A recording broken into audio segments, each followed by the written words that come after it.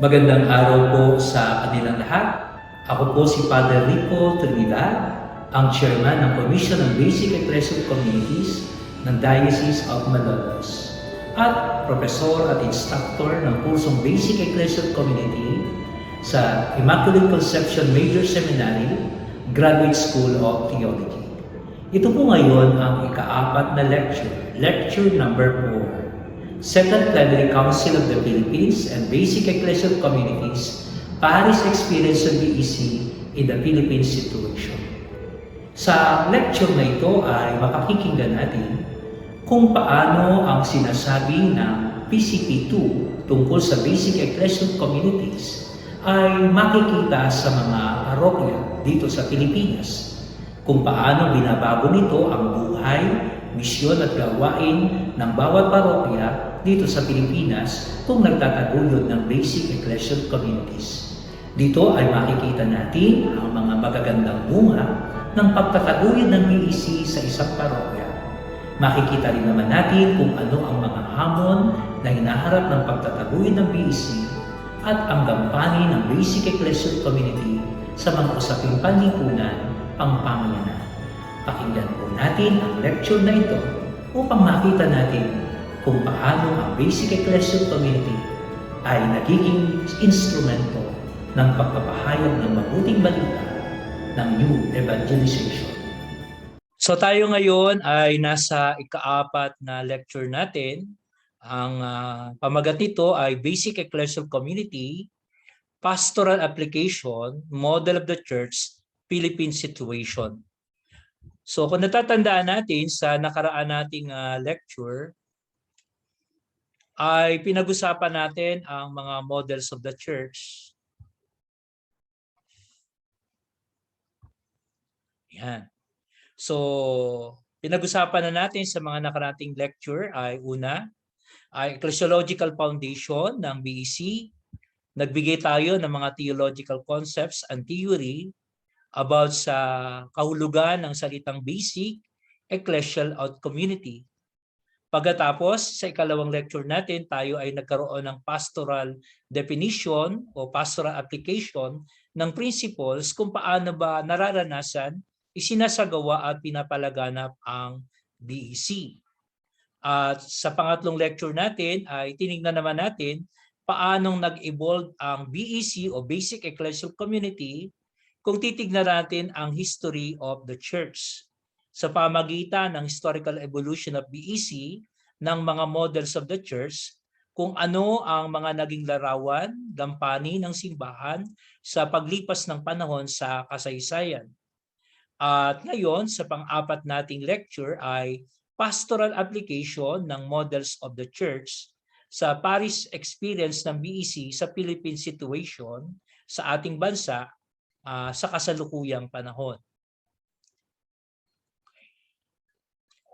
So magbalik tanaw muna tayo para ma-review natin ano ba yung mga models of the church through church history. So sabi natin, makikita natin sa 33 hanggang 100 AD, ang sitwasyon ng simbahan ay opposed by Jews and Gentiles. So nakaranas sila ng persecution galing sa mga Jews at mga Gentiles. Ito ay katatapos pa lamang ng kamatay at muling pagkabuhay ng Panginoon. Nang pinaka naging issue rito ay usapin, talaga bang si Kristo ay muling nabuhay? Kaya ang naging mission ng simbahan ay to proclaim Christ as risen and Lord. So ang naging mission ng simbahan ay ipahayag at patunayan na talagang si Kristo ay muling nabuhay. Ito ay nagpapaalala sa atin ng kahalagahan ng muling pagkabuhay ng Panginoon. Sapagkat kung hindi na muling nabuhay si Kristo at nanatili siyang patay sa krus, sabi nga ni San Pablo, ay walang katuturan ang ating pananampalataya. Kaya sa unang panahon ng mga Kristiyano, ang kanilang misyon ay ipahayag na si Kristo ay muling nabuhay. At pagdating naman sa priority model ng simbahan noon, ang larawan ng simbahan noon ng panahon yon ay small communities of love and sharing. Sapagkat maliit pa lamang ang bilang ng mga Kristiyano noon at nagsisimula pa lamang, ay kaya small communities lamang sila. Pero ang maganda rito ay naroroon yung kanilang sense of belongingness, yung kanilang encounter at pagsasabuhay ng kanilang pananampalataya. Sabi natin, ang isang batayan dito ng buhay ng mga unang Kristiyano ay matatagpuan natin sa Gawa ng mga Apostol, chapter 2, verse 44 hanggang 47. Okay. So sa pangalawang sitwasyon o yugto ng simbahan, ito ay 67 hanggang 300 AD. So muli ito naman ay persecution mula sa mga Hudyo at Roman Empire. So dito ay persecution ito ay maraming mga Kristiyano ng panahong ito, sila ay inusig, sila ay pinapatay at pinapahirapan. Sapagkat sabi natin ang isang naging issue rito ay ang pagkakalat ng masamang balita tungkol sa mga Kristiyano na sila ay mga kanibal, na sila ay kumakain ng katawan at umiinom ng dugo ng tao. Samantalang ang tinutukoy doon ay ang pagdiriwang ng banal na misa, ang katawan at dugo ng Panginoon. Sa punto naman ng Roman Empire, ito ang mga Kristiyano ay tila baga nagpapahayag ng pag-aaklas.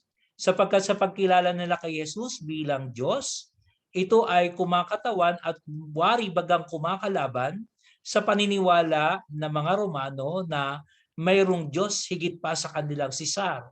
Sapagkat noon ang Sisar, ang emperador, ay tinutukoy na Diyos.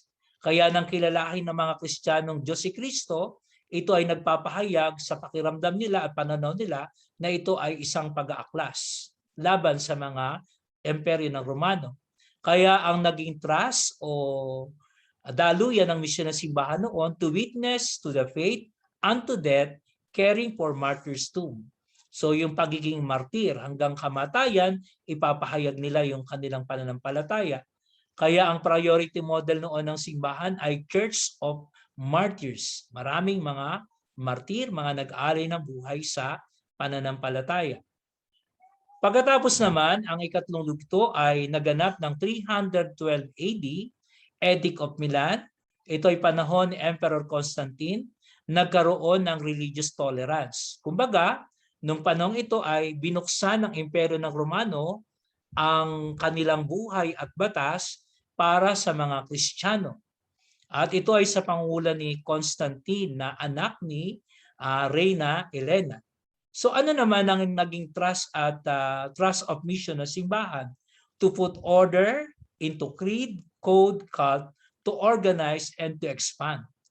Dahil sila ay binigyan ng pagkakataon ng kalayaan na isabuhay ang pananampalataya nung panahon yon ng Imperyo ng Romano, so ito naman ang naging tugon nila, ang kanilang creed, code at cult to organize and expand. Kaya ang naging larawan ng simbahan noon ay institutional church. So Roman, so perfect society ang larawan.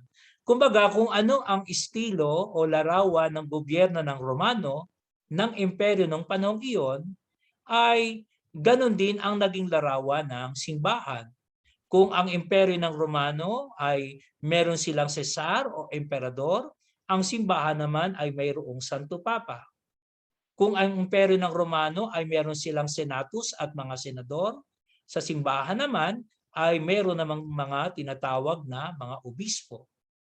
Kung sa mga Romano ay meron mga namumuno sa mga bayan-bayan at mga lugar, mga gobernador, meron namang mga pari o mga itinalaga para sa mga simbahan na ngayon ay tinatawag nating parokya. Kaya makikita natin ang estilo at larawan ng ating simbahan ay estilo at larawan ng institusyon ng Roman Empire. Okay? Pagsapit ng 600 hanggang 1200 AD ay nagkaroon ng mga panibagong convert na mga illiterate na kailangan turuang magdasal. Ito yung mga barbarians.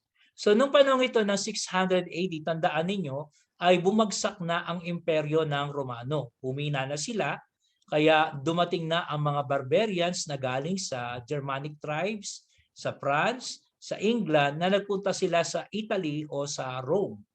So ano naman ang naging misyon ng simbahan? To teach the people how to read and write, agriculture, spirituality.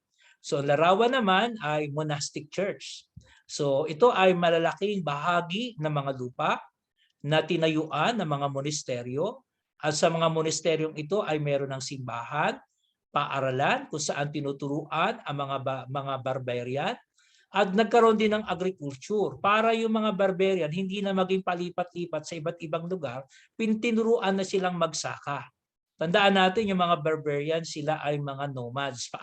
Palipat-lipat sila ng mga lugar kung saan sila ay makakapagdambong o saan sila makakakuha ng pagkain, kung saan sila naninira ng mga lugar o kinakamkam nila yung mga ginto, mga kagamitan, tapos aalis na naman sila. Pero sa pamagitan ng monastic church ay nakapagtayo rin ng mga agricultural land upang ang mga barbarians ay hindi na paalis-alis sa isang lugar, mananatili na lamang sila doon sa confine kung saan naroroon ang mga monasteryo. Kaya ang tawag doon, ang larawan ng simbahan noon ay monastic church. Pagdating naman to ng 1,200 hanggang 1,500, ang halos buong Europa ay naging Kristiyano. Dahil sa ito ay naging Kristiyano ang buong Europa, ang trust ng simbahan ay to preside civilization, arts, education, and exploration. So dito ang larawan ng simbahan, priority model ay Christendom, na ang isang simbahan ay isang malaking empire na kung saan ang simbahan ang siyang nagkokorona sa mga hari, mga emperador, at nagsasagawa ng mga sundalo na nagtitipon ng mga sundalo para sa crusades. Sila rin ang namamahala sa mga paaralan o sa mga universities. Kaya Christendom ay, ang simbahan ay isang malaking kingdom na pinamumunuan ng mga Kristiyano na sila ang may kontrol ng mundo nung panahong iyon. So yan ay 1,200 to 1,500 AD. Okay? So titingnan naman natin ang susunod ay pagkatapos naman ng 1,500 hanggang 19th century, dumating naman ang Counter-Reformation versus Protestant, Council of Trent. Na itong panahon ito ay may mga nagprotesta mga Kristiyano, kaya ang tawag sa kanila ay Protestant, na pinamumunuan naman ni Martin Luther ang nagpasimula. Ngayon, ano naman ang naging mission ng simbahan? To safeguard doctrines, defend authority, preserve institution. So kaya ang nangyaring modelo ng simbahan noon ay Katoliko sarado, close and defensive ang simbahan noon. Pagdating noong 1958, si Blessed John the 23rd, Signs of the Times, tiningnan niya yung mga tanda ng panahon na sabi natin pagsapit ng 1958 ay dalawang digma ang pandaigdig na ang naganap. Yung World War I noong 1914 hanggang 1919 at World War II noong 1939 hanggang 1945. Kaya medyo tragic ang mga pangyayaring ito, maraming namatay, maraming mga nasira. Kaya ang naging misyon ng simbahan ay to uphold dignity, freedom of women, laborers, and nations. So ito rin ang priority model ng simbahan, church open to and in dialogue with the world. So nagbukas na siya ng kanyang sarili sa mundo. So bakit siya nagbukas sa sarili? Kasi before that, ang larawan ng simbahan ay Katoliko sarado. Noong 1962 hanggang 1965, Vatican Ecumenical Council No. 2, ito naman ay tinatawag natin ng trust ng mission ng simbahan ay adjuramento to return to the sources, renewed inspiration, change of method. So dito pumasok na yung larawan ng simbahan bilang community of people of God in the modern world. So tinitingnan ng simbahan hindi isang kaharian o Christendom, hindi isang empire, kundi isang community ng people of God na kung saan ay bukas sa modern world. Okay? So nagbubukas ng kanyang sarili. So katulad ng ipinakita ko sa inyo sa larawang ito, so nakikita natin, so dito sa simula na ito ay bumaba ang Espiritu Santo. Okay? So ito ay 33 to 100 AD. Pagkatapos ay nandito yung pagsisimula ay nagkaroon ng mga martyrs. Tapos dumating si Constantine. Ito na yung larawan ng simbahan, isang kaharian. Okay? Pagkatapos ito yung larawan ng monastic church. Pagkatapos ito yung Christendom. Pagkatapos Protestant revolt. Pagkatapos ay pumasok na tayo sa sistema ng simbahan sa Pilipinas. So nandiyan din yung sa mga pangyayari sa mundo, yung communism, tsaka Nazism. Pagkatapos ay 1958, pagbubukas ng simbahan, at naganap ang Vatican Council, Second Vatican Council noong 1962 hanggang 1965. So mula diyan ay lumabas na yung iba't ibang mga dokumento ng simbahan at pagkatapos ay nabuo ang Basic Ecclesial Community. So yan ang makikita natin doon sa History and Models of the Church kung saan makikita natin ang larawan ng pinagsimulan paanong nag-evolve ang BEC. So tingnan natin. So sa panahon iyon, nang matapos ang Second Vatican Council, ay nagkaroon ng emergence of small groups from the poor, lay people, and reading the world. Okay? So emergence of small groups, so makita natin yung pagsulpot ng mga maliliit na mga pangkat. So dahil sa pagbubukas ng simbahan ng kanyang sarili, nabuo ang mga maliit na pangkat ng simbahan, na bahagi ng simbahan, nabigyan ng importansya ang mga mahirap. So makita natin dito, small groups, poor, lay people, at reading the word. The word to. Okay? Pagpapahalaga sa small groups, sa mga dukha, sa mga laiko, at sa salita ng Diyos. Okay? At bahagi nito ay naging ang trust and mission ng simbahan, trust of mission, to bring the gospel to daily life.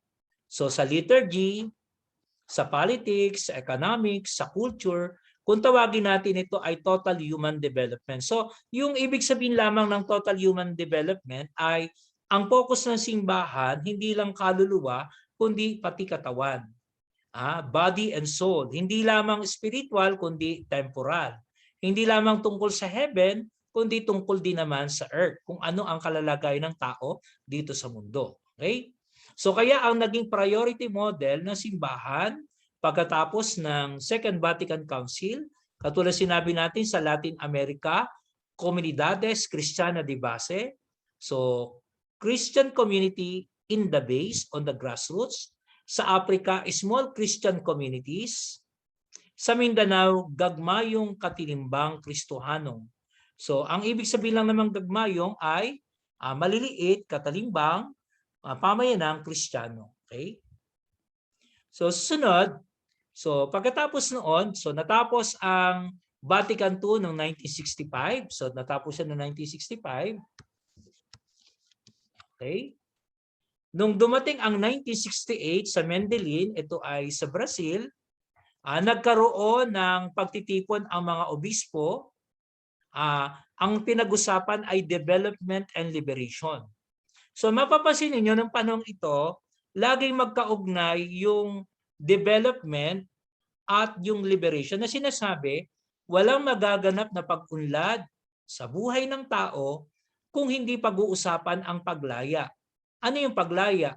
Paglaya mula sa kahirapan, paglaya mula sa mga politikal na mga diktador, paglaya mula sa mga social injustices. So laging magkaugnay yung development and liberation. So diyan ang naging model na simbahan ay basic Christian communities. Okay? So kaya susunod na naman, 1974 Synod on Justice. Evangelization with justice. Na ibig sabihin, wala talagang mangyayaring development kung walang katarungan. So 1975 naman, Evangelii Nuntiandi, liberation from all sinful structures as church. So ang sinasabi lamang dito, yung tinutukoy na simple structures ay mga social scene o mga konteksto ng mundo o ng kalalagayan ng tao na nagtutulak sa kanya para magkasala. At ang simbahan, ang naging larawan ng simbahan ay maging evangelize at evangelizing. No? So evangelize, ibig sabihin lamang ay na-evangelize muna bago ka makapag-evangelize. No? So yung para ba sinasabi na hindi mo maipapahayag yung mabuting balita hanggat hindi mo ito tinatanggap. Sa pagtanggap mo lang ng mabuting balita, saka mo lang maipapahayag ang mabuting balita. So makita niyo yung focus sa evangelize at evangelizing. Ito ay nagbibigay pansin sa Word of God. So Dito, sabi ko nga sa inyo, binibigyan pansin dito ay paano yung salita ng Diyos ay nakikita sa pamumuhay ng mga tao. Okay? So pagdating naman noong 1979, nagkaroon ng CELAM 3 sa Puebla. Ito muli ay sa Latin America. Ang pinag-usapan naman ay option for the poor, new model of being a church. So dito naman ay pumasok ang Basic Ecclesial Community o yung BEC. Okay? So muli tingnan ninyo muli nang magbukas ang simbahan ng kanyang sarili bilang isang pamayanan na nasa mundo. Ang nabigyang pansin ay ang mga small groups, ang mga lay people, gayon din naman ang Word of God at yung mga usaping panlipunan. Okay? So na 1985, Second Synod on Vatican Council, Second Vatican Council, ito ay 20 years after Vatican Council kasi natapos si Second Vatican Council noong 1965. So 1985, after 20 years, so continue adjuramento, so ang simbahan naging transformative at charismatic. So sabi ko nga sa inyo, yung transformative dyan ay kumakatawan din sa social transformation. Yung charismatic ay pagbubuo ng mga small groups, yung mga charismatic community, mga prayer groups. Nung synod noong 1987 naman, Synod on the Laity, ito naman ay nagbigay ng lay empowerment, more lay people power. So binigyan ng lalong partisipasyon ang mga mananampalataya para sa pagganap sa misyon ng simbahan. Kaya ang nalarawan ng simbahan niya ay Servant Church of the Poor. So tandaan ninyo, yung pagkakasunod-sunod ng pangyayari, di ba? So nakita natin, di ba, nung matapos ang Second Vatican Council, pinag-usapan development and liberation. Walang pag-unlad kung walang paglaya. Pagkatapos ay pumasok naman ang usapin ng justice, justice and development. Walang pag-unlad kung walang katarungang panlipunan. Pagkatapos naman ay pumasok naman ang usapin ng tungkol sa social scene. Yung social scene ay yung konteksto na kung saan na tumutulak sa mga tao para sila maghirap at magkasala.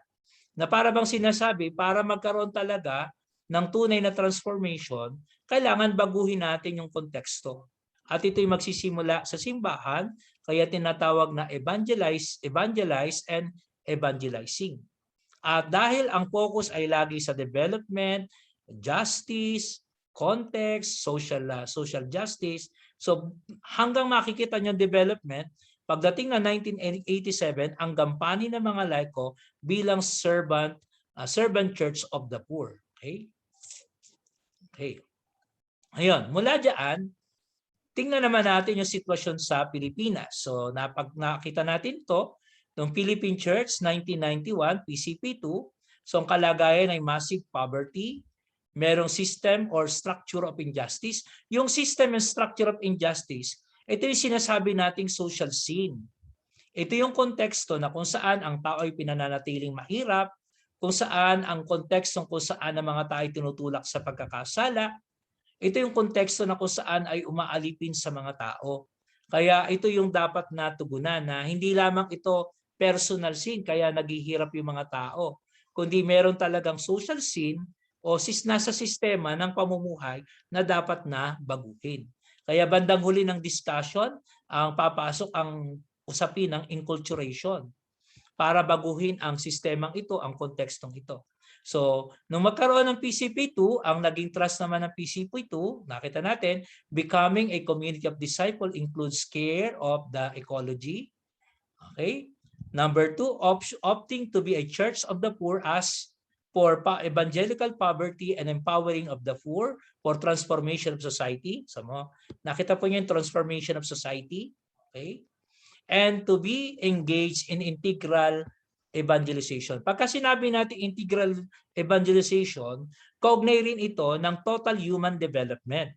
So yung total human development ay ang focus sa spiritual needs and material need ng tao, yung kanyang buhay para sa kanyang buhay dito sa lupa, makakain, kalusugan, trabaho, ay kaugnay ng kaligtasang ibinibigay ng simbahan para sa kabilang buhay. So, integral evangelization. Kaya nga, Ang naging tugon, so makita natin priority model, katulad ng diniscuss ko sa inyo sa BEC, diyan lumabas our vision of church as communion, participation and mission, about a church, a priestly, prophetic, kingly people, a church of the poor, a church that is renewed, is today finding expression in one ecclesial movement. This is the movement to foster basic ecclesial community.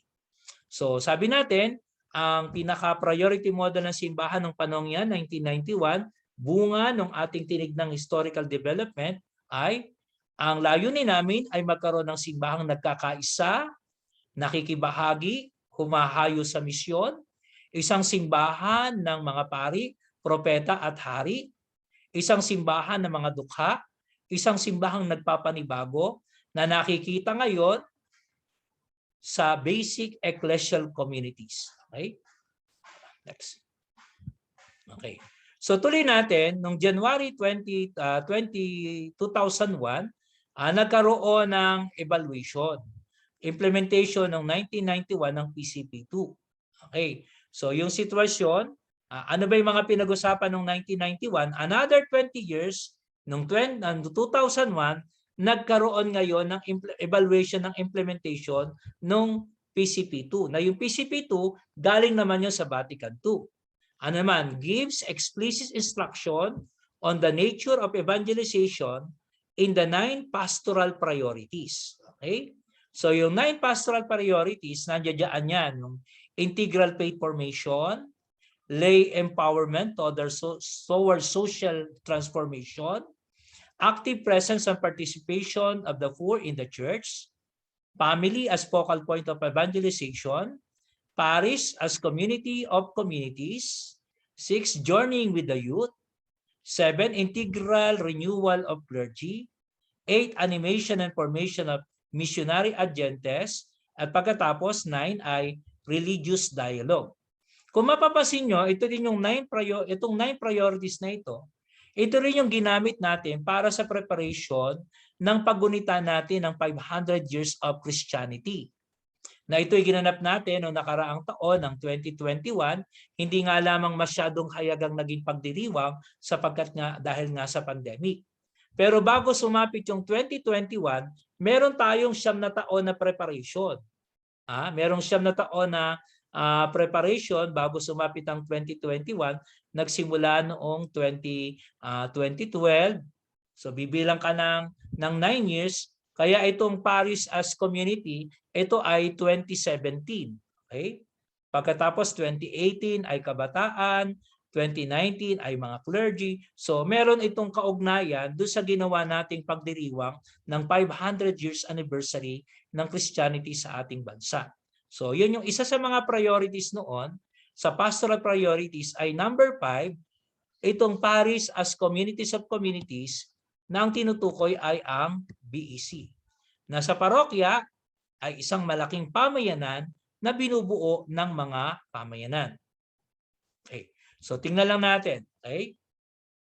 So tingnan natin yung historical development of model of the church, BEC. So tingnan natin, So simula doon sa 33 to 70 AD, a small community of love and sharing. Pagkatapos, 67 hanggang 380, Church of Martyrs. Number 3, institutional church, Roman, okay? 312, so kung saan ang simbahan ay naging isang institusyon. Number 4, na bahagi ng naging karanasan ng simbahan, monastic church, 600 to 1200 AD. Pagkatapos, pagdating ng 1200 hanggang 1500 AD, ang simbahan ay isa ng Christendom, makapangyarihan. Okay? Pagdating po ng 1500 hanggang 19th century, ang larawan ng simbahan ay Katoliko sarado, Reformation, dahil sa Protestant na mga protestante, nagprotesta yung mga Kristiyano. Pagkatapos, pagdating ng 1958, ay Church open to and in dialogue to the world. Kaugnay nito ay ang Second Vatican Council ng 1962. Mula diyan ay bumalik yung usapin ng basic ecclesial community na kung saan ang larawan ay evangelize and evangelizing committee. Kung titingnan natin, umikot lang din tayo. Kasi mula ro sa number 1 patungo sa number 8, nagbabalik lang tayo rito muli sa small community of love and sharing. So makita niyo yung tinakbo ng niya, yung paglalakbay niya, bumabalik lang din tayo dito. Okay? So yan yung larawan makikita nating larawan ng basic ecclesial community sa simbahan, sa kasaysayan ng simbahan. Ayan. Okay. So, tingnan lamang natin ito. So, dahil diyan, BEC Model of Being a Church Today. So, yan na ngayon. So, nakita nyo bumalik tayo. Mula doon sa unang panahon, small communities of love and sharing, tumakbo tayo ng halos 2,000 taon, ay nabalik tayo ulit doon sa basic ecclesial community. So BEC, ang mga tawag dito ay BEC, Basic Ecclesial Community. Tinatawag din itong Small Caring Group. Tinatawag din itong simbahang maliit na sambayanan. Buklod ding mapagmalasakit o balayan. GSK, Gagmay Simbahanong Katalimbang sa Mindanao at Bisaya. Maliit na simbahang sambayanan sa Malolos. Kristiyanong kapitbahayan sa Malolos, tinatawag din. Krisma, Kristiyanong magkakapitbahay sa Bataan. Sa Maynila naman, MSK, maliliit na sambayan ng Kristiyano. Okay, so yan yung iba't ibang mga tawag sa kanya. Ngayon, tingnan natin ngayon yung comparison ng parokya sa Tridentine model ng parokya, yung traditional, at doon sa BEC model. Okay, so ngayon makikita nyo na, mula ron sa historical development ng model of the church, okay, pumasok tayo sa Philippine situation. Sa Philippine situation, nagkaroon tayo ng PCP2. Pagkatapos, noong 2001, nagkaroon tayo ng 9 priorities. Isa sa mga priorities doon ay ang community, ang parokya bilang community of communities, bilang isang malaking pamayanan na binubuo na maliit na pamayanan, na nagaganap ngayon sa parokya, na nais nating ipatupad sa parokya. Ngayon, pumapasok ngayon tayo dito, ano ang magiging larawan ng parokya kapag ito'y nilagyan natin ng BEC? O anong larawan ng parokya kapag may BEC? Anong larawan ng parokya kapag walang BEC? Okay? So kasi kahit ngayon naman ay may mga parokya pa rin namang walang BEC. At may mga parokya ngayon sa panahon natin na mayroong BEC, pero paglipas ng panahon, nawala rin yung kanilang BEC. So titingnan lang natin yung pagkakaiba kasi pinag-uusapan natin dito ay model of the church in application sa bawat parokya sa konteksto natin dito sa Pilipinas. So tingnan natin, sa structure o anyo ng simbahan, sa Tridentine model, traditional, okay, Pre-Vatican II, ang parokya, malaking parokya, libo-libong parokyano sa ilalim ng isang parish priest, okay?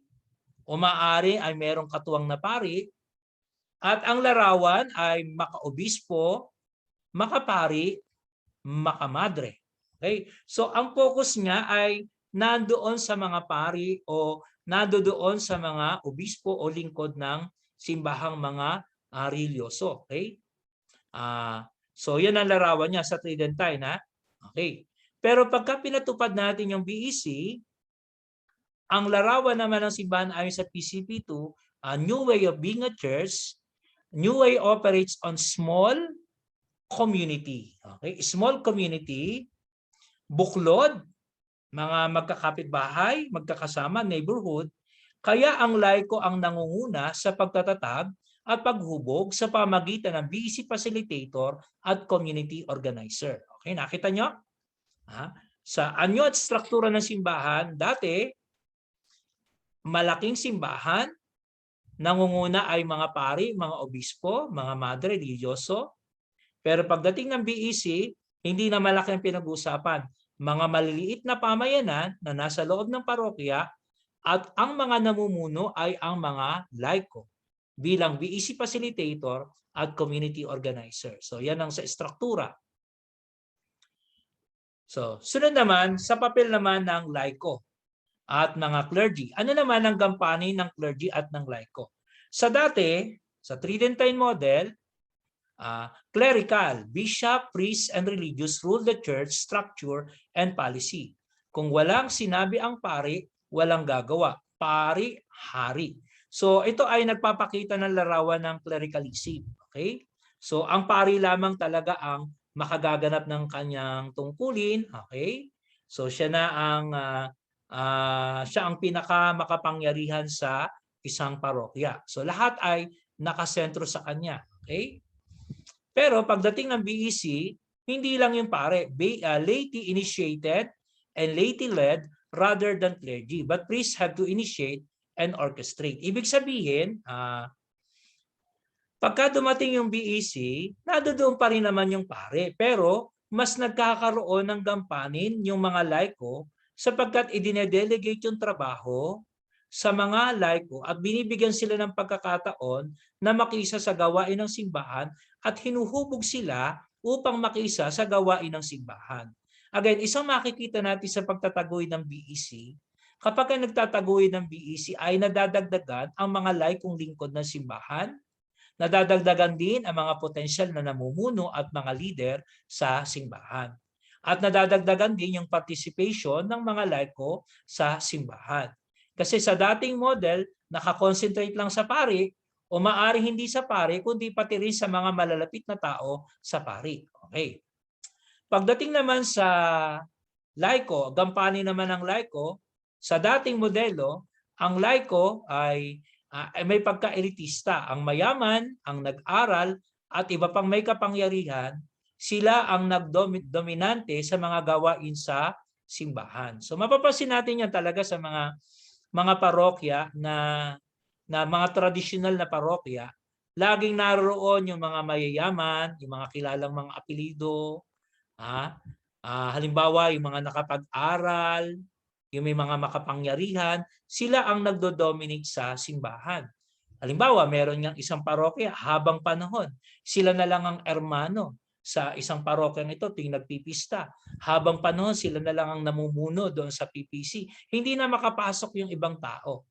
Kasi isa sa mga katangian nila ay sila ay mayaman, kilala, o kaya naman sila ay malapit sa pari. So, doon din naman sa dating modelo ay yung pagiging suki. Pinanatili ang mga mahirap na taga-tanggap lang, dole out, at hindi pinalalakas. So, ibig sabihin, yung mga mahirap dito sa mga dukha, sa dating modelo ng simbahan, taga-tanggap lang sila. Okay? Taga-tanggap lang sila, pero hindi nila napapansin, hindi nila binibigyan ng pansin na itong mga mahirap na ito ay makiisa rin sa gawain ng simbahan. Pero pagkat ginawa natin ang BEC, pinalalakas ang mga laiko na namumuno at aktibong nakikisa sa misyon ng ebangelisasyon. So ibig sabihin lamang nito, pagka merong BEC, mas lalong nabibigyan ng pagkakataon yung mga laiko at iba't ibang mga mananampalataya sa parokya para makilahok sa gawain ng simbahan, lalo na sa ebangelisasyon. Kasi makikita ninyo, kapag ka ang simbahan, halimbawa sa dating modelo, ang mga namumunay mayaman, makapangyarihan, puro pabongga, puro kagarbuhan, puro kasikatan, kung sino ang sikat, kung sino ang magarbo. Laging ganon. Sabi nga ng isa ay masyadong mabongga, hindi naman mabunga. Okay? So ito namang sa BEC model ay pinakikita na ang focus ay hindi lang yung garbo. Kasi mapapansin niyo pagka BEC, 'di ba sabi ko sa inyo, karamihan ng mga nagiging miyembro ng BEC sa parokya ay mga simpleng tao at mga dukha. So sige lang, mas practical sila mag-isip na hindi lang uunahin yung garbo, kundi uunahin paano ba mas makapaglalapit ng tao sa simbahan, paano ba makapagpapahayag ng mabuting balita. Hindi nila isipin kagad yung garbo. Ang isipin nila ay paano mabibigyan ng mas lalim na kahulugan ang pananampalataya sa pagsasabuhay na ito. Sige, mag-obserba kayo sa mga parokya, hindi lang dito sa Diocese of Malolos, sa ibang diocese. Tingnan ninyo, kapag ka ang namumuno sa parokya ay mga elitista at mayayaman, makapangyarihan, ang pangunahing larawan ng simbahan, mabunga kapag ka mabongga. Pero pagka BEC, hindi mabongga, kundi kailangan ay maging mabunga. Okay? Sunod. Sa lumang modelo ng simbahan, pagka pinag-uusapan ng pagbabahaginan, ang donasyon ng pera ang malakas, hindi pagbabahaginan ng responsibilidad. Ang diin ay sa pagbabahagi pagbabahagi sa buildings of buildings o construction.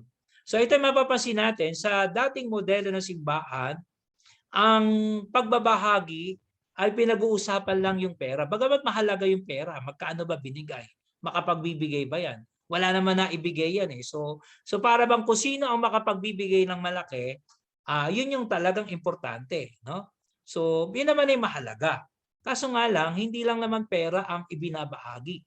At pagka ganon, sa dating modelo, ang binibigyang pansin ay ang pagtatayo ng mga buildings, ng mga istruktura. Again, mahalaga rin yun. Pero dapat sana ang nangyayari ay habang nagbubuo ka ng buildings, hindi mo nakakalimutan yung mga tao. Okay. So hindi ko naman inaano yung sarili ko. Halimbawa doon sa dating sa parokya akong pinanggalingan, so doon sa Holy Angels, talaga nung dumating ako ron, ay wala naman talagang structure, walang simbahan, walang kumbento. Sa loob ng 7 taon na ako ay nakadistino doon, ay tuloy-tuloy talaga ang construction. Inuna ko yung pagtatayo ng sementeryo, na mag-operate yung sementeryo, pagtatayo na ng simbahang malaki, pagkatapos ay pagpapatayo ng kumbento, pagkatapos ay pagpapaayos ng bakuran, hanggang nagpagawa pa kami ng BE sa pavilion. Sa loob ng 7 taon, tuloy-tuloy ang construction.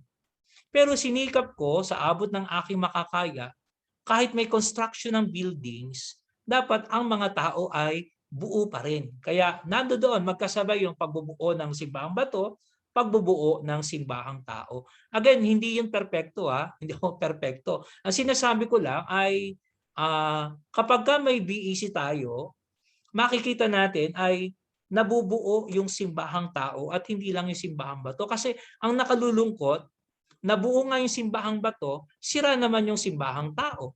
Nabuo nga yung magandang simbahan, magkagalit naman yung mga tao, hindi naman magkasundo-sundo. Okay? So kapag tayo nag-obserba, marami tayong mababalitaang mga ganyan. So gayon din naman, pagka pinag-usapan natin ng BEC, ang pagbabahagi ay ng time, talent, and treasure, pakikiisa sa buhay at sambayanan at salita ng Diyos at ng tinapay ng buhay. So dito, pagka pinag-usapan ng BEC, ang pagbabahaginan, hindi lang pera.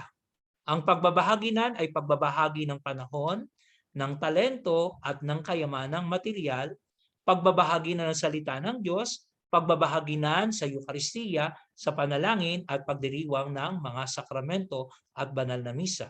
Okay? Pagdating naman sa usapin ng pagsamba, sa dating modelo ng simbahan, sa traditional model, ang traditional model ay cultic. Mas binibigyang pansin at panahon ang nobena, tamang pagsamba, doktrina, emphasis is on doing. So again, hindi naman natin minamaliit yung pagdarasal ng nobena, mga pagsamba. Actually, mahalaga yan, lalo na yung mga popular devotion. Yung pagnonobena, yung mga panata, mahalaga yan. Okay? Mahalaga rin naman yung maayos at magandang pagdiriwang ng banal na misa. Pero ang sinasabi lang ay hindi lang ma-focus dun sa cultic, hindi lang ma-focus sa sakramento o sa mga gawaing pagsamba. Kailangan ay katulad ng sinasabi kapag may BEC, ang emphasis ay being communio, pagkakaisa, may aksyon at paggawa, hindi lamang pagsamba at service. So binibigyan pansin lamang na yung pagsamba ay may kaugnay na paggawa ng paglilingkod. Yung acts of charity, corporal acts of mercy. So yun ay binabalanse. Okay? So kasi pagka dati traditional na model, ang larawan lamang ay cultic. Okay? Sabi nga ay sacramentalize but not evangelize. So usapin naman ng mga dukha, kapag pag-uusapan ang mga dukha, sa dating modelo ng simbahan, ang mga dukha o maralita ay tatanggap lang ang mga maralita at hindi kasangkapan sa pagbabago. Hindi nahuhubog para maging tagapagpahayag ng mabuting balita. So, sa dating modelo, sabi nga pinakita natin ay sinasabi ay dole out. Bibigyan mo lang ng tulong, bibigyan mo lang ng abuloy, bibigyan mo lang ng relief. Although mahalaga yung pagbibigay. So, bahagi naman yan ng gampanan natin yung pagbibigay. Sinasabi lang, integral human development. Ibig sabihin, hindi mo lang sila binigyan ng tulong na material, kundi hinubog mo rin yung kanilang pananampalataya. Okay. Pagbibigay pansin sa BAC model, pagbibigay pansin sa mararita, total human liberation and development integral, evangelize and evangelizing lay people. So, ito ay nagpapakita na katulad yung sinabi ng Church of the Poor, ang Church of the Poor ay hindi lang tumutulong sa mga dukha, kundi ang Church of the Poor ay tinutulungan ng mga dukha para sila ay makabangon, at ang mga dukha ay hindi lamang tagatanggap, kundi sila ay nagbibigay. So natatandaan ko nung ako ay nadistino sa Baliwag ng mga year 2000, nung ako ay bagong pari, kami rin ay nagtaguyod noon ng BEC sa Baliwag, sa San Agustin. At ang aming gawain ng BEC noon ay unang hakbang namin ay ang bawat mga lugar namin ay meron kaming mga indigent, kung saan pagka nagmimisa ay ini-encourage namin ng mga tao na mag-alay ng bigas, ng noodles, ng sardinas. Pagkatapos kapag kain ay naipon na, may mga lugar kaming pupuntahan na mga tigta 30 pamilya na ibibigay namin yung mga goods na yon. Pero bago namin ibigay yung mga goods na yon, nagkakaroon muna ng isang oras na seminar. So nagkakaroon isang oras sa seminar na nagtuturo ng pananampalataya, ng pagsasabuhay, ng mabuting balita. So merong ganon. So ang isinakikita lang naman doon, hindi lang kami nagbibigay ng material, kundi nagbibigay rin ng spiritual na pangangailangan ng mga tao. So yon. Kaya makikita natin, pagdating ng BEC, ang mga dukha hindi lang tagatanggap, kundi sila rin naman ay natututong magbigay. At dito rin pumapasok yung mga livelihood program. Maganda yung livelihood program kung pag-uusapan sa BEC o sa isang parokya.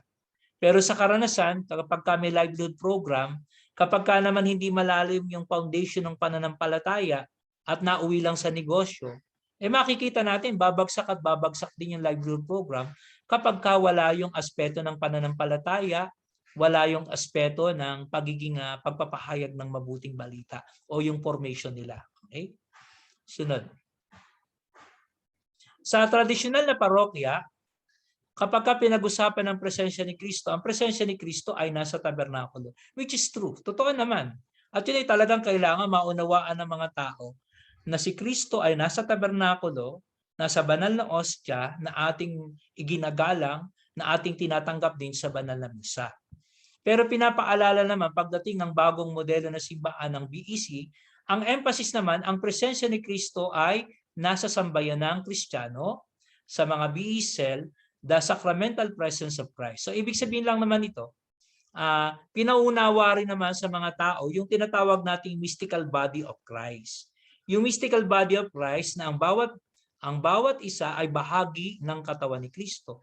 Kung ang bawat isa ay bahagi ng katawan ni Kristo, ang presensya ni Kristo ay nasa bawat isa. At yan ay nabibigyang pansin sa pagtitipon ng basic ecclesial community. Na kung saan sa basic ecclesial community, 10 hanggang 12 membro na nagkakatipon, sila ay kumakatawan sa katawan ni Kristo. Kaya nga sabi ni Kristo, kung merong dalawa, tatlong nagkakatipon sa pangalan ko, ako'y naroroon na kasama nila. Sinabi rin ni Kristo, kung anong ginawa mo sa pinakamalit na kapatid kong ito'y ginawa mo sa akin. Ang lahat ng mga konseptong ito, ang presensya ni Kristo ay nasa ating kapwa, ay binibigyang pansin ng basic ecclesial community. Okay? So yan yung pagkakaiba ng modelo ng isang simbahan na Tridentine, traditional, at isang simbahan na merong new way of being a church sa pamagitan ng BEC. Okay.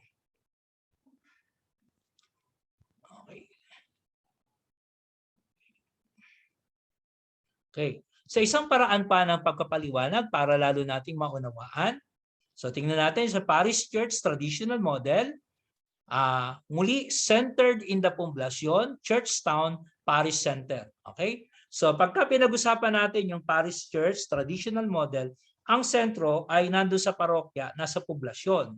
Pagka naman pinag-usapan natin ay BEC, ang sentro ay nasa neighborhood, ayan, outside the church, where people actually live and work. Kaya nga basic ecclesial community. Bumababa ka sa grassroots, lumalabas ka. Okay? Di ba natatandaan niyo yung sabi ni Pope Francis? Sabi ni Pope Francis, ay wag lang kayong manatili sa inyong kumbento, lumabas kayo ng inyong kumbento, salubungin niyo ang mga tao. Pero sa panahon natin ngayon, mahirap yung lumabas kayo palagi ng kumbento, salubungin yung mga tao, baka COVID ang masagap natin. Ano? So, syempre, ang sinasabi lang naman doon ay mag-reach out tayo sa tao sa abot ng ating makakaya.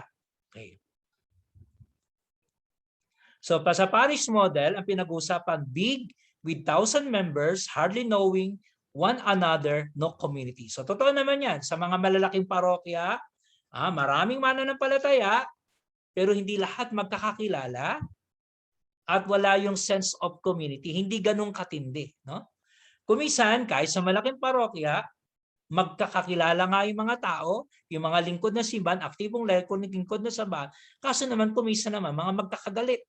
So magkakakilala nga, magkakagalit naman. So parang ganun. Sila na nga lagi nakikita pagka nagsiserve sa misa, lector commentator, mother butler, Legion of Mary, sila mismo, PPC, sila mismo yung mga magkakakilala, nagkikita-kita palagi. Pero wala pa rin community. Bakit? Kasi kumisan, hindi magkakasundo, nagkakanya-kanya. Ang napakalungkot na mangyayari sa isang parokya ay yung pagkakanya-kanya ng mga tao. At dito nakikita ko yung mahalagang gampani ng mga pari. Na mga pari ay hanggat maaari ay hindi maging instrumento ng pagkakabahabahagi ng mga tao o kaya naman sa kanyang mga pagpapasya at mga ginagawa ay maging maingat upang sa kanyang mga ginagawa at mga pagpapasya ay hindi mahati ang mga tao. So yun. Sunod. Pagdating naman sa BEC, small communities of love and sharing. So kita nyo, small caring groups, friends in the Lord, nakangiti at masaya na pag nagkakikita at pag hindi nakikita ay nami-miss ang bawat isa. Okay? Miss na miss ang bawat isa. So pinakikita lamang naman dito sa BEC dahil maliit nga, meron siyang sense of belongingness, meron silang encounter, at maganda yung kanilang relationship. So nabubuo yung kanilang pagkakaisa. Kasi nga, magkakakilala sila. Malalim yung kanilang pagsasamahan. Okay? Sunod naman, kapag pinag-usapan natin yung traditional church, elitist, yung prominent are the well-to-do. So yung pinag-uusapan dito, pagka sinabing parokya, halimbawa, babanggit ka ng isang parokya. Parokyang ito, sino mga ano dyan? Pamilya ganito, apelido ni ganito. So which is hindi naman natin minapasama. Po. Sapagkat yun naman mga pamilyang yun ay talaga namang tumutulong din naman sa simbahan. Kaso nga lang, may mga pagkakataon, may pagka-elitista. Halimbawa, meron nga isang parokya, yung pagkakaroon nila ng mga karo na pinuprosesyon, which is talaga naman ay popular devotion, pero hindi natin maialis yung mga karo nilang pinuprosesyon, gaano man ang laki nito, kung gaano itong kagarbo, pagandahan, para bang nagiging status symbol. No? Hindi naman natin nilalahat. Pero kuminsan ay ganun ang nagiging tendency. So status symbol. Kumbaga, maaaring yun ay bahagi ng debosyon. Pero nakakalimutan na ang debosyong iyon ay debosyon para kay Kristo at hindi para ipangalandakan ang kayamanan, ang karangyaan, o katanyagan ng mga taong nagmamay-ari nito. So elitist. So pagdating naman sa basic ecclesial communities of the small, not in stature, but in socio-economic life, political, cultural institution. Na sinasabi ko rito, yung diniscuss natin, yung small sa basic ecclesial communities, ay nagsasalarawan din ng kanilang kalalagayang socio-economic condition, ng kanilang buhay, ng kanilang katatayuan sa buhay. Kaya nga tandaan nyo, sabi ko sa inyo, ang BEC, nagpo-prosper yan sa mga tao na mga, sabihin natin, mga dukha, mga tao na nangangailangan ng tulong ng kanilang kapwa. So kaya yan talaga ay nasa Church of the Poor. Okay. So sa kabilang banda, hindi naman natin maiaalis na meron din naman mga mararangya sa buhay, mayayamang tao, nakakaangat, na bukod doon sa kanilang kalalagayan ay nakita rin naman yung kahalagahan ng community building na nagkakaroon din naman sila ng ugnayan at pagtutulungan.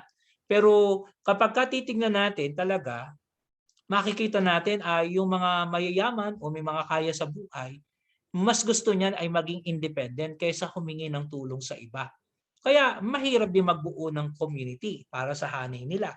Pero hindi natin niaalis na pwede rin makapagtatag o makapagsagawa sila ng basic ecclesial community na mabubuo rin naman sa parokya. Pero in general, kung pag-uusapan natin yung material situation, talaga ang BEC mas magpo-prosper sa mga, sabihin natin, mga small at mga dukha. Pero gayon pa man, ito ay nagpapakita na ang simbahan hindi elitista, kundi ito ay para sa lahat ng mga mananampalataya. Okay?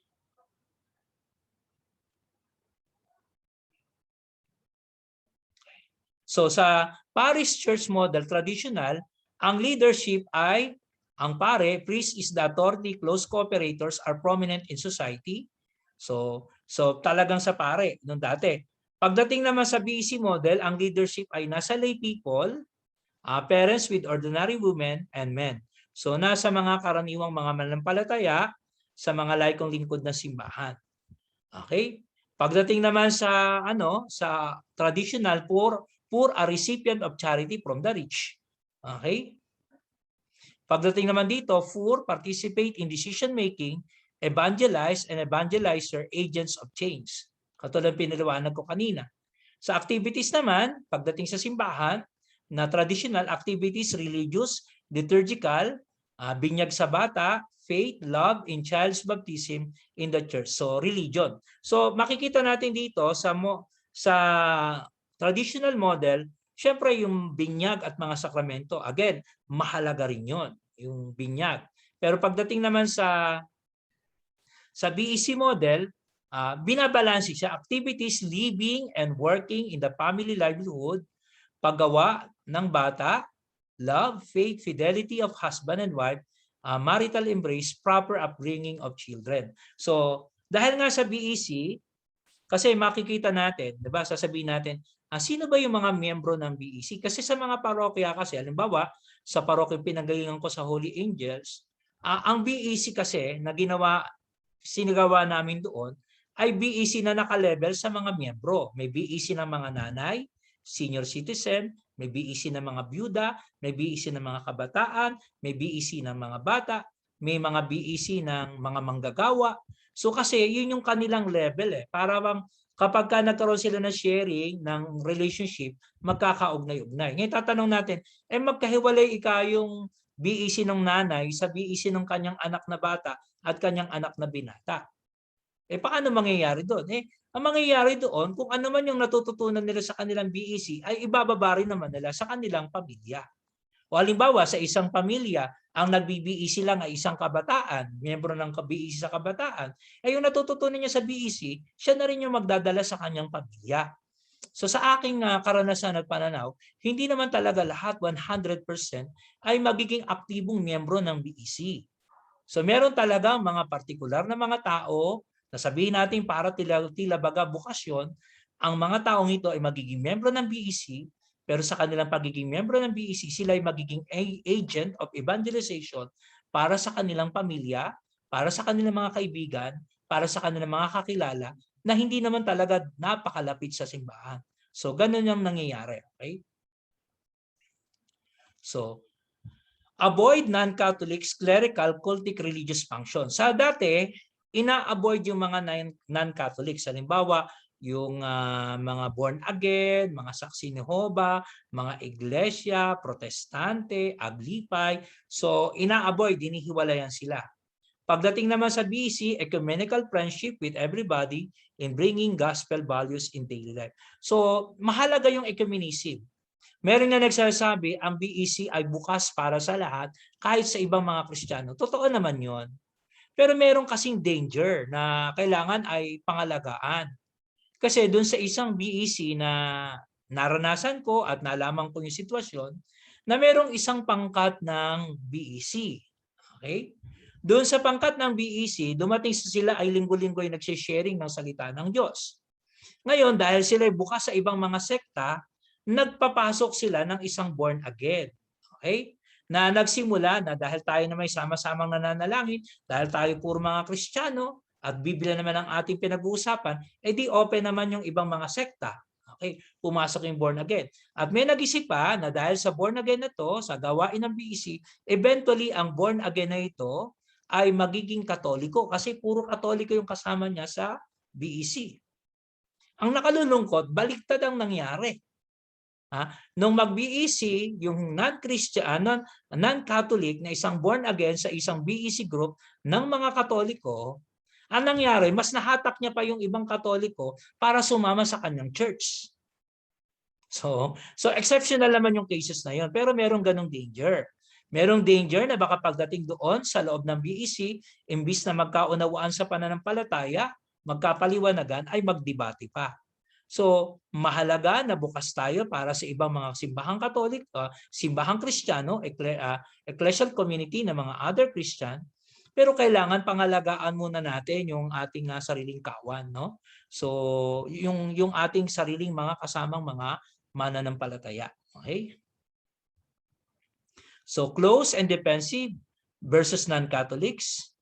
Tapos in friendly cooperation with non-Catholics. So mahalaga naman yan, lalo na sa usapin ng mga usaping panglipunan na nagkakatulong. Halimbawa, yung simbahan ng Aglipay, kapag kausaping panlipunan, nagkakatulong naman sila sa simbahang Katoliko. So meron naman tayo tinatawag na ecumenical gathering ng iba't ibang mga pangkat ng mga Kristiyano, hindi lang sa usapin ng doktrina, kundi sa usapin ng panlipunan, pagtulong sa kapwa at pag-usapin ng social justice.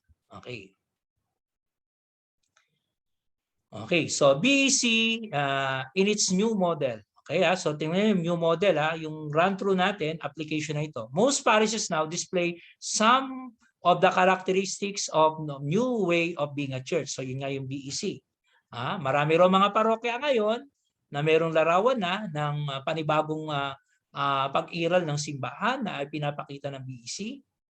But take note, BEC is church, is a sacrament of the kingdom of God, which is already but not yet. So, yung sabi ko nga sa inyo, yung BEC na yan, yung kung natatandaan yung discussion natin sa pananatili ng The Church of Christ of Assisi in the Catholic Church, na ito ay merong fullness of salvation, means of salvation. Ito ay gumagana rin sa mga BEC bilang sakramento at larawan ng paghahari ng Diyos. Pero sinasabi natin paghahari ng Diyos ay eschatological, here but not yet, narito na pero hindi pa ganap. Okay?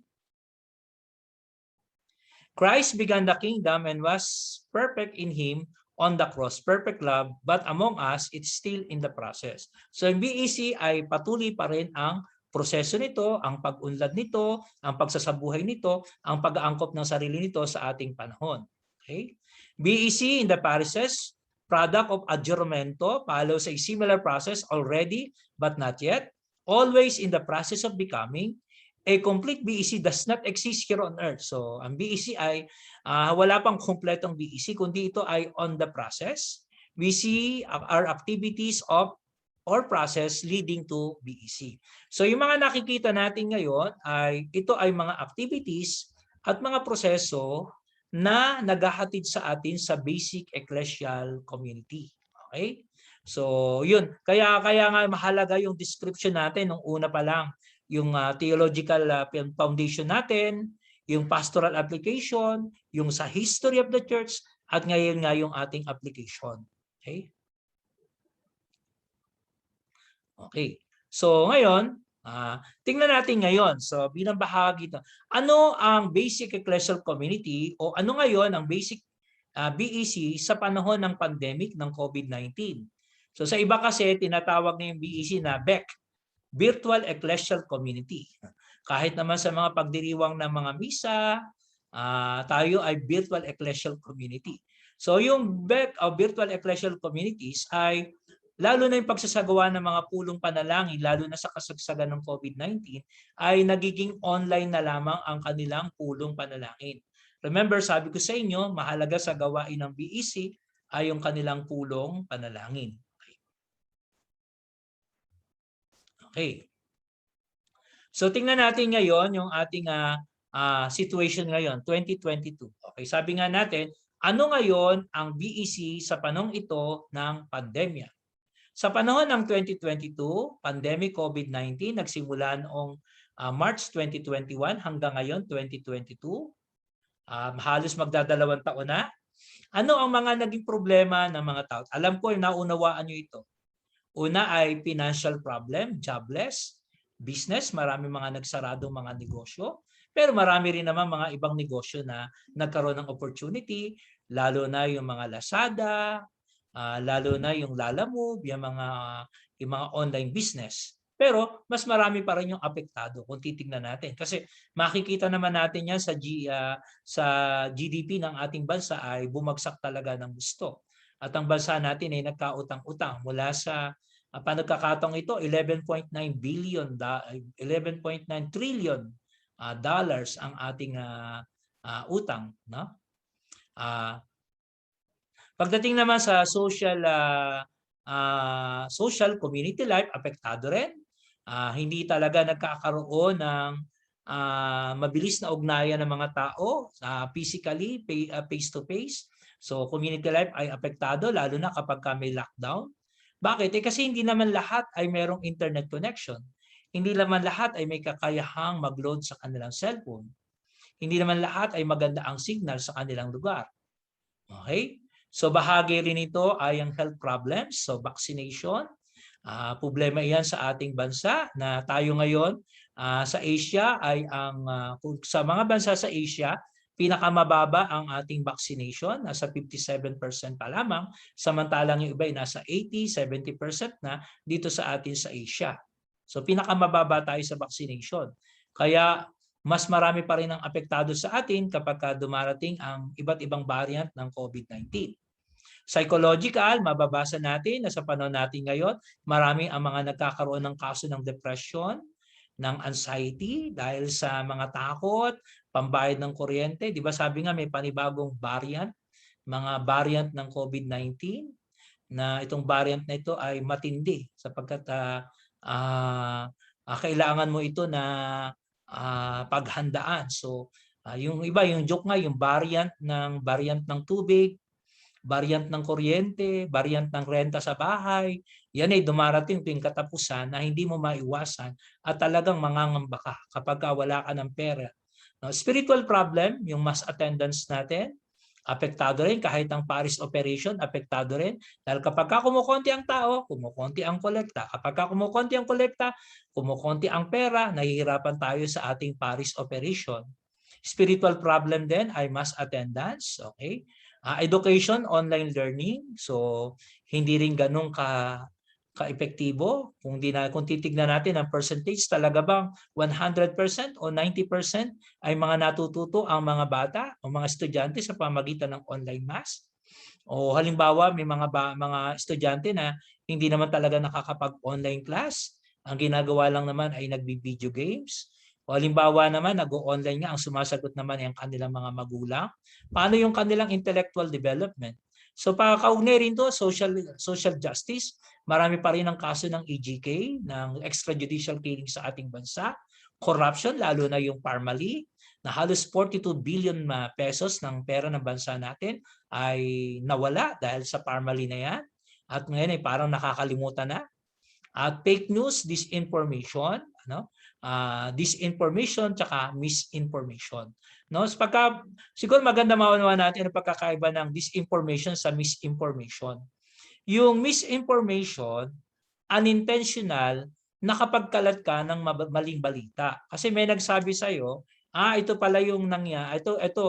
May nakapagsabi sa iyo, ganito, 100 ang nawawalang 100 ang nawawalang tupa.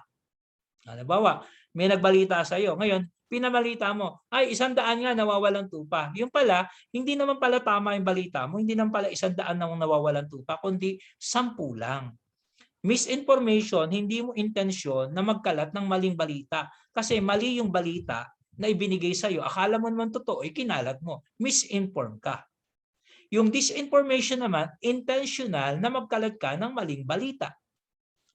Halimbawa, yung sa mga historical revisionism ng panahon daw ni Marcos, mas maganda ang buhay noong 1972 ng martial law. So ikinakalat mo yan. So yan ay isang uri ng disinformation kasi kapag tinignan mo yung history ng bansa natin, hindi naman talaga maganda. So disinformation yan, intentional, kinakalat mo yung maling balita para makontrol mo yung mga tao. Okay? Makontrol mo yung kanilang pag-iisip at mapapayag mo sila sa isang uri ng kandidato. So, yon. So, yan ang mga nakita nating kondisyon ng pandemic ng COVID-19. Bahagi rin ito, National Election 2022, historical revisionism, voters education, tsaka yung vote buying. So, ngayon, sa ganitong sitwasyon, paano tumutugon ang simbahan sa anyo ng basic ecclesial community? So, tingnan natin mga sitwasyon. Tayo, ang bansa natin, lagi tayong epektado ng mga bagyo. Nung nakaraang bagyong Odette, lagi na lang tayong binabagyo taon-taon, lagi tayo meron sakuna. So problema rin natin para sa kalikasan, doon nga sa Davao Oriental, ay isang barangay doon ang nasira dahil nga sa kakahukay ng mga mina ay tumagas ang mga ilog at sila ay binaha. So meron ding problema ng EGK, terrorism, political conflict. Okay? Meron ding problema sa media ng pornography at mga fake news. Poverty, kahirapan. So pandemic, COVID-19, EGK, at saka online class. So tingnan yung larawan ng online class. So sa ganito ba sitwasyon, talaga bang natututo ang mga bata? Okay. So basic ecclesial community sa panahon ng pandemic, mga batayang prinsipyo ng pagtataguyod ng basic ecclesial community at ang panahon ng pandemic ng COVID-19. So una, ang BEC, ang buhay at proseso ng BEC ay nakaugat sa regular na pagtitipon ng mga mananampalataya o BEC meeting, Bible sharing at banal na misa. Dahil sa pandemic, iniwasan at ipinagbawal ang mass gathering at kailangan ang physical distancing. So makikita nyo kung ano yung binibigyang pansin ng BEC na mahalaga sa buhay niya, yun naman ang tinatanggal ng pandemic na ito. Okay? So ano ngayon nagagawin? Ang mga pagtitipon na ginagawa ay online mass at ang BEC meeting ay Zoom meeting o FaceTime. Subalit hindi lahat ay may kakayahan na internet connection, internet payment, internet skill at gadget. So again, kahit meron kang solusyon para doon sa problemang yan, para itaguyod ang BEC, apektado pa rin. Halimbawa, sa Holy Angels, nung ako umalis doon ay nung mga huling bahagi ng stay ko doon, bago mag-pandemic, ay meron kaming almost 102 na pangkat ng BEC. 102. Ngayon, nang dumating yung pandemic ng COVID-19, kumunti siya ng umunti kasi hindi na nagaganap yung mga pagtitipon. Okay? Ang natitira na lamang yata ay wala ng 20. Tapos hindi pa regular ang mga pagpupulong. Okay? So siguro, yun ang mga nangyari kasi hindi na sila nakakapagtipon. Okay? So yan ay mga challenge. So hanggang ngayon, ay inaantay pa natin kung ano talaga magiging solusyon, paano tayo kikilos dito sa panahon ito ng pandemic ng COVID-19. Ito nga isang malaking tanong sa akin. Sapagkat sa aking pag-aaral at karanasan, nakita ko na napakahalaga ang pagpupulong, pagtitipon ng mga BEC members sa kanilang lingguhang pagpupulong bukod pa sa pagsisimba para manatiling buhay ang BEC. Nung dumating yung pandemic ng COVID-19, ito ang nawala. Paano mabubuo ang BEC? Pamagitan ng online. Pero hindi naman lahat ay nakapag-online. Kaya nga sabi ko nga, mahirap magbuo ng BEC pero napakadaling mamatay ng BEC kapag hindi ito napangalagaan. Yung pagbubuo, ino-organize mo, yung pag-maintain, isang malaking challenge din yan. Lalo na sa issue natin ng pandemic ng COVID-19. Okay? Pero hindi ko naman sinasarado yung isip ko na alam ko merong plano si Lord na sa bandang pagdating ng panahon, inihanda tayo para sa isang mas magandang bagay ng pagsasagawa ng ating basic ecclesial community. Sabi nga natin, ang BEC hindi pa tapos, ito'y on the process. Kasi nag-a-adapt ito sa sitwasyon. Ngayon, tingnan natin, ngayon sa panahon ito ng pandemic ng COVID-19, paano ngayon nababago yung models of the church? Anong uri ng simbahan ang meron tayo ngayon? Paano siya makatutugon sa panawagang ito? Siguro, pagka dumating pa ng pinag-aralan ng church history, Itong panahon natin ng 2020 hanggang panahon ng COVID-19, tayo tatawagin, kung merong monastic church, merong Christendom church, merong tinatawag na church open to the world, baka tayo tatawagin online church, online Catholic church, baka. So dahil yun ang ating modelo ngayon sa ginagawa natin dahil sa pandemic ng COVID-19. Isa pa, ang BEC ay isang kasangkapan instrument para sa aktual na community building organizing. Ang ugnayan ng mga mananampalataya sa BEC ay nagsisimula sa pisikal na presensya at pagtitipon at pagbubuklod. So kita niyo ang BEC instrument ng community building at organizing. Dahil sa pandemic, tayo iminulat sa kahalagahan ng social media na kung saan ang physical presence ay mahalaga at ang virtual na ugnayan, ay virtual at online lamang. So dahil sa ang layo ng BEC community organizing, dahil tayo ay naka-online lang, may physical distancing, challenging din again. Kaya naman dyan pumapasok yung social media at saka yung virtual at online lamang. Ang limitasyon na hatid ng mga restriction at health safety protocols bilang pag-iingat sa virus ng COVID-19 ay maituturing na hadlang obstacle sa layo ng BEC para sa gawain ng community building. Sa isang ideal na pananaw, maaring ang sitwasyon na ito ay maging dahilan ng pag-unlad at paglalim ng diwa ng BEC, hindi lamang ang obstacle kundi ang nakikita ay opportunity. So again, binubukas natin na baka may plano si Lord o sa paglipas ng panahon, ito ring karanasan natin ito ang para bang lalo magtulak sa atin na magkaroon ng community building, na para bang sasabihin natin na ang larawan ako dahil sa pandemic ng COVID-19, maraming mga turismo, mga tourist destination nagsara dahil hindi nakapagta-travel ang mga tao. Pero pagka nawala na yung pandemic ng COVID-19, magbo-boom na naman ang turismo dahil lahat ng tao gustong-gusto nang lumakad, gusto-gusto nang mamasyal, magbo-boom din. Baka naman itong panahon nating ito, dahil sa pandemic ng COVID-19, na-restrict yung mga gathering natin, mga organizing natin, pagsasama-sama, lalo na sa BEC. Baka pagka natapos ng pandemic, baka lalo naman tayo masabik sa pagtitipon-tipon ng mga tao. Baka ang BEC meeting ay mayat-maya na, ang mga gathering ay mayat-maya na, kasi nga ay nasabik ang mga tao kapag nawala na yung pandemic ng COVID-19. Okay? Sunod, ang BEC ay kumikilos tungo sa pagkalinga sa mga dukha, pakikisangkot sa mga usaping panlipunan. So yan ay talagang larawan ng BEC, Church of the Poor. Dahil sa pandemic, mas lalong naging laganap ang kahirapan, gutom, kawalan ng trabaho, at pagkakasakit, at patuloy pa rin ang paglaganap ng human rights violation, EJK, at red tagging, lalo na sa bansa natin.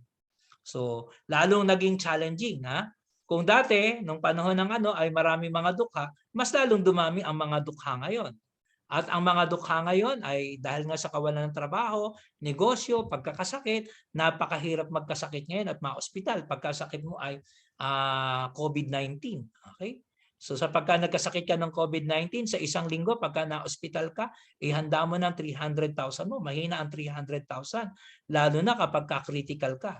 So talagang ito, kahit nga may pambili ka, kuminsan wala ka mapupuntahang ospital, wala ka rin mabibiling gamot kahit may pera ka sapagkat nagkakaubos. So lalong humirap yung ating sitwasyon. Ang BEC diyan tumutugon. Ano ngayon mangyayari? Maraming parokya ngayon, panahon ng pandemic, ay apektado rin ang kanilang pinansyal na kalalagayan na dahil sa lockdown, community quarantine, ay walang sapat na pondo para sa mga gawain na may kaugnayan sa BEC.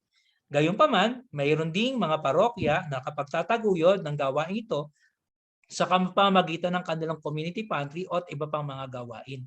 So para bang sinasabi na gustuhin man tumulong ng iba, pero dahil nga'y apektado ang lahat, hindi ka rin makapaglabas ng yung resources kasi nga apektado ka rin. Halimbawa, kung isang parokya dahil sa pandemic ng COVID-19 ay kumonti ang nagsisimba, walang pumapasok na pondo sa kanya, paano pa siya mag-outreach? Okay? So gano'n lang naman yung sinasabing sitwasyon. At yan ay naranasan din naman sa punto ng mga buklod ng mga BEC. Okay? Sunod, ang BEC bilang panibagong paraan ng pagkikilos-simbahan, new way of being a church, ay nagsusulong ng komunyo, pagkakaisa, participation, pakikilos, at misyo o paghahayo. Dahil sa pandemic, ang gawain at layunin ng BEC bilang bagong anyo ng pag-ira ng simbahan ay lubos na mahihirapan at maantala ang pag-unlad nito sa bawat parokya. Kung dating walang pandemic, mahirap nang magbuo at magtaguy nito, lalo na ngayong panahon ng pandemic. So yun lang naman sinasabi natin. Kung dati, pre-pandemic, ang hirap magbuo ng BEC, mas lalo ngayong panahon ng pandemic, mas lalong mahirap magbuo ng BEC. Katulad ng ibang mga gawain sa ating simbahan, parokya ay binago binago at inangkop sa panahon ng pandemic. Ang BEC ay kailangan ding maghanap at tumuklas ng paraan upang maitaguyod, sustain to survive ito sa panahon ng pandemic, at kundi lalo mapalalim ay mapaunlad ang anyo at gawain at layuning angkop sa panahon ito ng pandemic. So ibig sabihin, on the process pa rin tayo. Okay. Kaya kung titingnan natin, nasa ganito tayong sitwasyon, panghihinaan ba tayo ng loob na ipagpatuloy ang BEC? Siyempre hindi. Sapagkat darating din ang panahon, yung ating mga karanasan at mga pinag-aralan ay magagamit din naman natin.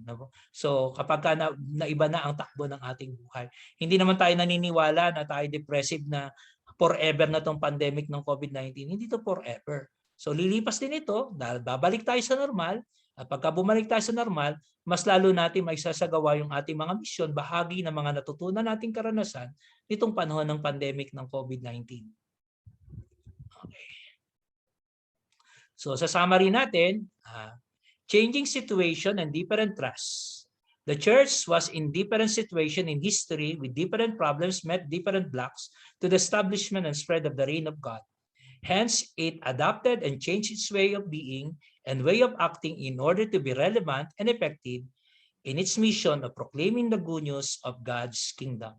So, doon lamang sa ating discussion ito, sa bahaging ito ng ating discussion ng BEC, na pinakita natin yung models of the church through the history ng karanasan ng simbahan. Ang simbahan ay nag-a-adapt ng kanyang sarili batay sa kanyang mga sitwasyon.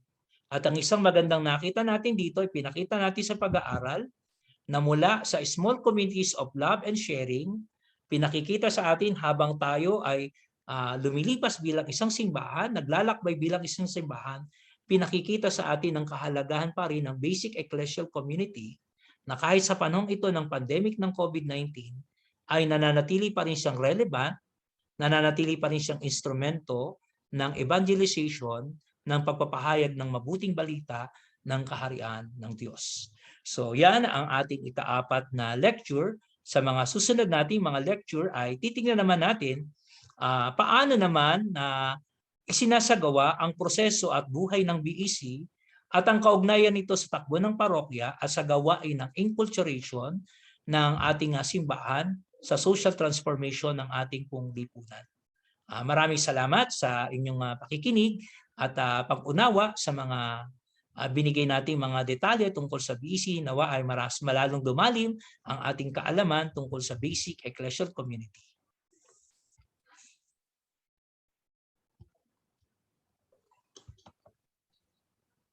Salamat po, Father. Okay, sige, thank you. So, meron ba mga Thank you announcement? po, Father. Love ka po ni Lord. Ikaw lang makita yung ano ko. Iyan, love ka rin ni Lord. So, meron ba tayong announcement? Bukas wala tayong klase kasi bigla nagpatawag ng meeting ako. Pero sa Biyernes na lang tayo magkaklase ng 2 p.m. hanggang 4. 2 to 4 tayo sa Biyernes. No? Sige po, Father. Kaya, so wala bang announcement? Wala namang ano sa akin. Ano? Okay naman? Wala naman po. Thank you po, Father. Okay, sige. So, paano ba to? Love ka po ni Lord. Okay, sige, dasal na tayo Sige. Sa ngalan ng Ama, ng Anak, ng Espiritu Santo. Amen. Amen. Duwalhati sa Ama, sa Anak, sa Espiritu Santo. Para nang sa una-una, ngayon magpakilanman, magpasawalang hanggan. Amen. Sa ngalan ng Ama, Anak, Espiritu Santo. Amen. Okay, thank Amen. you. Thank you po. Ingat po kayo, Okay, Father. sige.